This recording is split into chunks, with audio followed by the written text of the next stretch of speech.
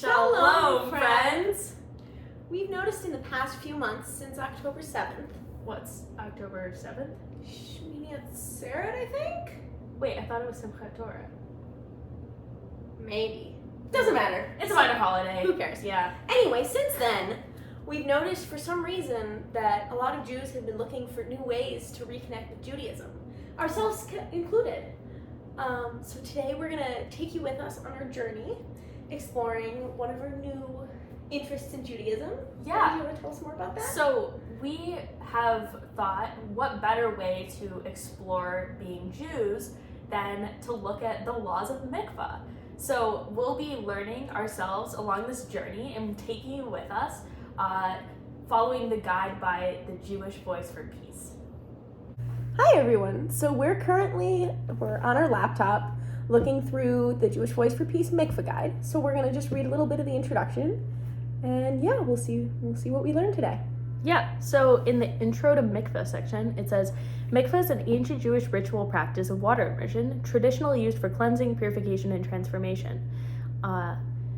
Mikveh is available to all of us as a healing tool at any time. You don't need any credentials. Your own wisdom is all the power you need to be a Jewish ritual leader. That's beautiful. Oh, it is? Yeah. I see here it says we do mikvahs in lakes, rivers, bathtubs, showers, outside in the rain, from teacups, and in our own imaginations. Wow. It's not raining right now, right? I don't think so. Let me check. Okay. Sorry, just give me a moment. Feels so in tune with nature. It's mostly clear. You were right. Oh, dang. Good call. Yeah, and we don't have any natural bodies of water. I'm sure it's fine. The others have got to be just as good. Yeah. So before we begin for real, we just wanted to start with a quick acknowledgement of some important information that we read in this mikveh guide. Yeah, so this guide makes it very clear that mikveh practice is available to everyone, both Jews and non-Jews. It's a tool for anyone who wants to heal wounds caused by white supremacy and colonialism. And in particularly, it acknowledges that not everyone has consistent access to water, including the Palestinians, but that a lack of water doesn't make mikveh practice inaccessible to everyone. So the next mikveh practice we're going to look at is a way that everyone can practice. So this article talks about specifically having a sound mikveh, which is just letting healing sounds wash over your body. And I found that to be very comforting, especially because it's available to people of all means.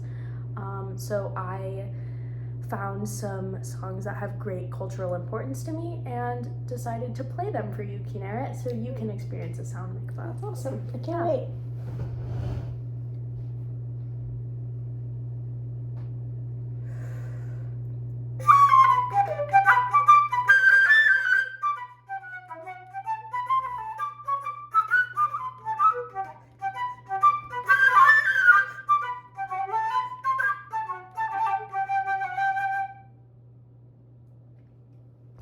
That was beautiful. Thank you so much for sharing. Yeah, you're welcome.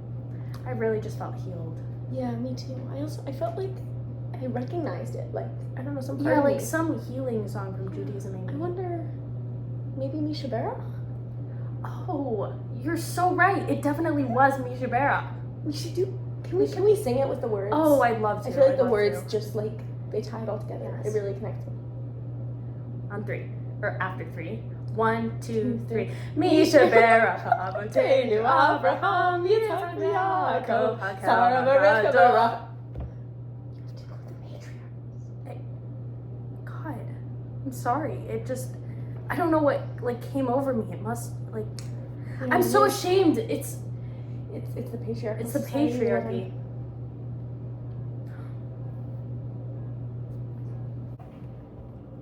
So, as beautiful as the flute sound mikveh was, of course, not everybody has instruments available to them or knows how to play an instrument. So, one other form of sound mikveh that is accessible to everybody is toning or chanting something meaningful to you together. Really hearing the blend of voices can be a very spiritual and healing process. So we're going to do that now. Pie Domine, dona eis requiem. other mikveh option is the teacup mikveh. So to start this one off, you need to pick a special teacup. Wait, but I thought we could have a mug. Yeah, so it's halakhically permissible to use a mug because really something becomes a mikveh when you call it a mikveh. It's really beautiful. You're a mikveh. So this is our mikveh here. And like I said, it should be something very special to you. So this is a mug from the place where we actually met. It's the start of our friendship. So special.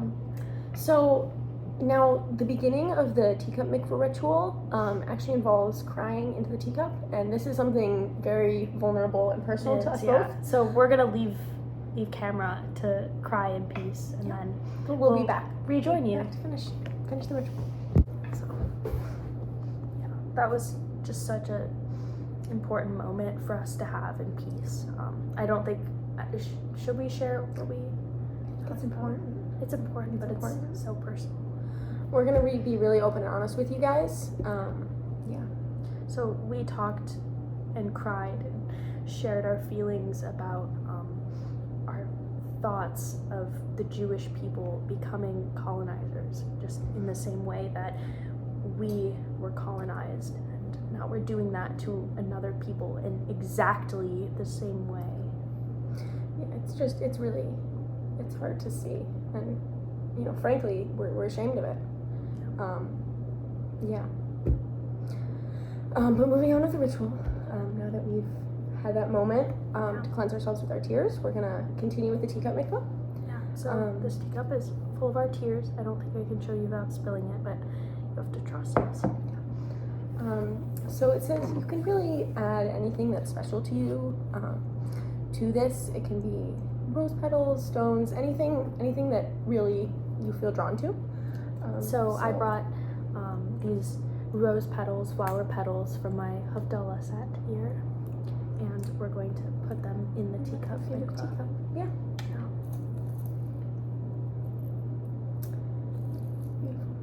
Truly.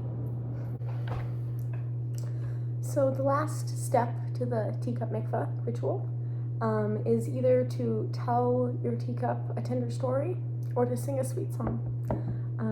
And so, I was really thinking about, what a mikveh is. It's healing, it's purifying, it's cleansing. It's really, it's the start of a new chapter of our lives when you immerse in a mikveh. And so I was thinking about new beginnings, and really every day is a new year for us. And so I'm gonna sing a song for Netta and for our teacup here.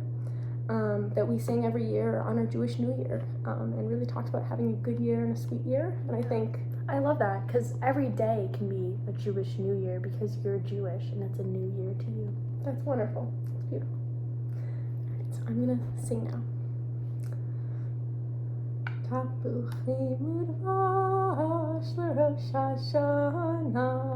So one other thing that's important to talk about is how to prepare for mikveh. So this guide proposes that you set up an altar and you bring things to the altar that are really special to you, while of course remaining culturally sensitive. So those of you who've been following us for a long time will know that purple really speaks to me. It's my favorite color. I really resonate with that color. But lately I've also been trying to get in touch with my inner femininity. And I've really been finding a lot of joy in the color pink. So I have here a sweatshirt that really, it's a beautiful shade of pink that really makes me get in touch with my inner woman. So yeah, I'm bringing this Iowa Hawkeyes sweatshirt to the altar. Kinneret! You can't take this sacred piece of clothing, the sacred article of clothing. I dyed it myself accidentally in my washing machine. It's vintage. It's from the 1990s. It belonged to my father, my father's father, my father's father's father. And for your information, Iowa's colors are black and gold. There's no pink in Iowa's colors. There's no purple in Iowa's colors. And it's not what you believe it to be. It's what I believe it to be. I'm so hurt that you would do this to me. That you would take from my culture, from my ancestral homeland in this way. And for Jewish sacred ritual, nonetheless, you're making a mockery of this. You're making a mockery of this entire experience, and I just can't believe you would do that. so sorry. I didn't know. I'll try to do better next time. I promise. I forgive you.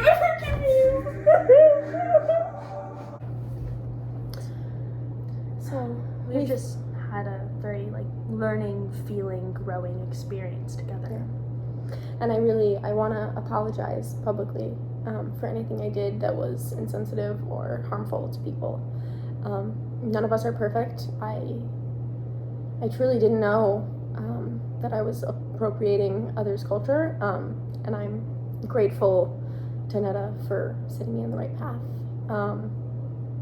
And yeah, I'm gonna try to do better than before. And so with that, we're gonna talk about one other way to prepare for mikveh, while of course keeping that respect for cultural sensitivity and avoiding cultural appropriation in mind. So we have here a wonderful bag of tarot cards. So tarot cards can be very meaningful to many people as a way to prepare for mikveh and really get in the right headspace, right soul space for this. So I don't really know how these work, to be honest. There's like lots of pictures on them, I guess. Like there's a 5 of tentacles. What is a tentacle? You can see. Oh, pentacles. It's pentacles. Okay. Well, so I think I've seen this done before, so I think I got the hang of it. I'm gonna give you some cards and then tell you about your spirit and what you should keep in mind. Oh, that feels deep. Yeah. I mean, I guess so that's what this is about. Take them right off the top here. This one, and this one. So sorry for the abrupt stop there, guys. We actually stopped because we found something very important in our cards. And we just needed to take a second and process this really by ourselves, and we're finally ready to share it with you. It was just so important and intention. So the first of these cards is the Knight of Pentacles, and the second is the Knight of Swords. And these two cards both have knight in them. They have a knight in them, N-I-G-H-T. And the last of the cards is the Tower. So Kinnard's gonna explain how these things link together for us. Yeah, so I saw these cards, and you know, sometimes your mind just goes somewhere. And my mind took me to a night not so long ago when we were both in a tower at night, a bell tower actually. And we were up very late that night, forgoing sleep, forgoing, you know, all of the other responsibilities we have in life, to put together a beautiful compilation of music, really about peace, and bringing peace and freedom to everyone, from the river to the sea. And so that's, that's kind of the thought, the emotion that I want to bring into this mikveh. And I want to keep that in mind. It's always in our hearts. Really, yeah. Just a great way to prepare for this cleansing experience of mikveh. Yeah. Hey guys, welcome back. So I feel really just enlightened and grounded after our tarot experience and ready to immerse in a mikveh. So I combined together 2 of the great ideas from the JVP guide, the kombucha mikveh, or like fermentation mikveh, I think it's called, and the bathtub mikveh. So I have here a bathtub of kombucha, and I'm ready to immerse. So I don't know really how to say the blessings, unfortunately. I'm sort of new to this whole Jewish thing. And so I decided to have my phone say them for me. So I'm gonna get in and then have it say the blessing. I'm so excited. Wow. Oh, and I forgot to mention my sort of like OOTD. I'm wearing sort of a dress right now because the mikveh guide said that you should dress in a way that allows you to feel comfortable, yet also vulnerable in your Judaism. And I feel the most comfortable in myself, but also vulnerable in my Judaism when I'm dressed in sneas. So I'm sort of wearing the like traditional, like old-fashioned style of like covering my elbows and my knees and my collarbone, and I feel like that'll be really great for this mikveh. So I'm getting in right now. Sorry, the camera's shaky. Wow, it's just really, it's just great. Like, I'm so overjoyed and I'm so thrilled to be here in this moment right now. And like, I'm so overcome. I'm so overcome. So, like, I don't even think I could get the words out even if I knew what they said. So I'm gonna have my phone say the blessing, the traditional words. It's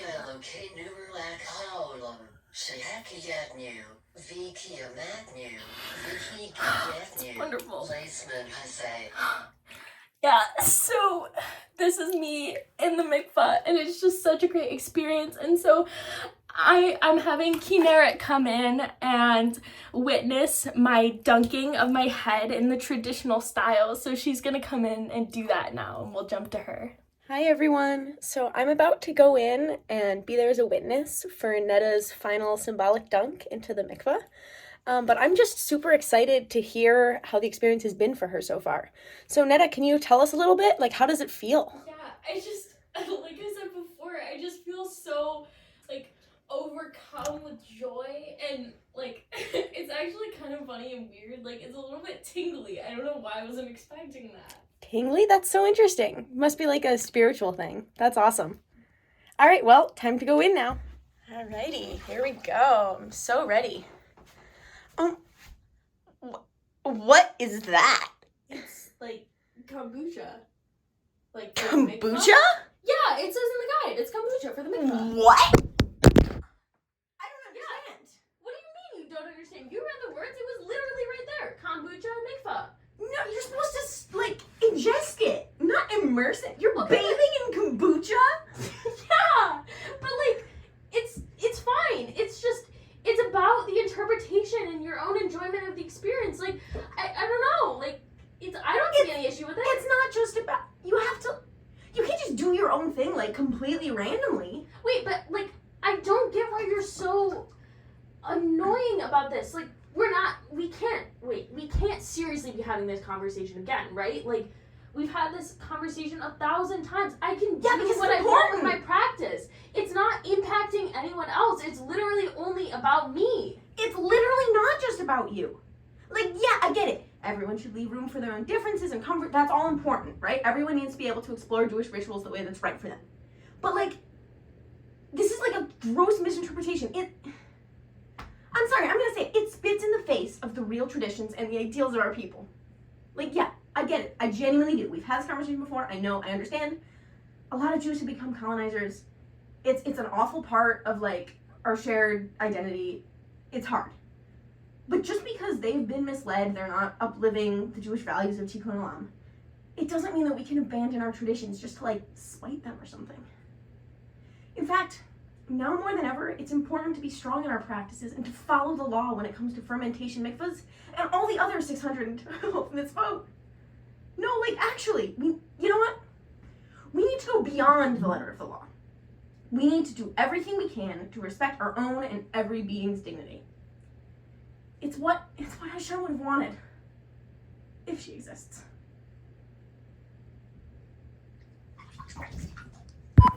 Shalom, friends. Shalom. We've noticed. Hold on. We'll have a wonderful blooper tape. So It's gonna be good.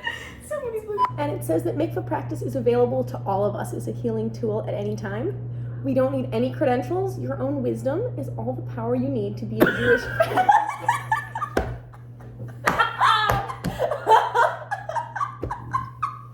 That's going on in the blooper reel. So, Mikveh is an ancient Jewish ritual practice of water immersion, traditionally used. We don't need any credentials. We might have to skip this line if this is the one that's doing it.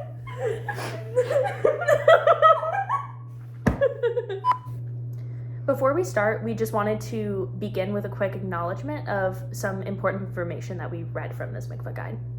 Yeah, so this guide here, it wants to make sure everyone knows that mikveh practice is available as a tool to all Jews and non-Jews. We're special, we shine. Actually compiled some songs that are culturally important to me, and I'm gonna play them.